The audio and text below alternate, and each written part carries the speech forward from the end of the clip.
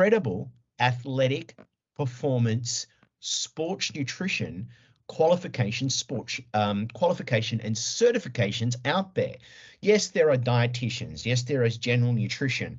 But what about that massive void when it comes to the athletic population? And let's face it, most people are interested in this side of things when it comes to weight loss management, but in a more performance-based manner and using the science to do so. What supplements work? What supplements don't work? You know, all of these areas. So the ISSN was formed 20 years ago, okay?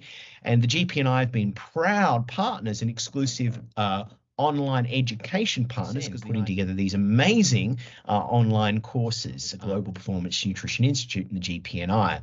So we're very proud, and I'm very proud to be working alongside the ISSN. And for those that don't know, we are operating now in English language, as you well know, because this is an English language course, but we are also in Chinese Mandarin language, both simplified and traditional for mainland China, as well as Taiwan. We're also in Japanese and actually launching in Japanese language this month. And that's been a lot of work from myself and also the Japanese partner team, translating all the content. And Japanese language is a very tough language to translate and get it precise. But fortunately, we have an amazing team in Japan.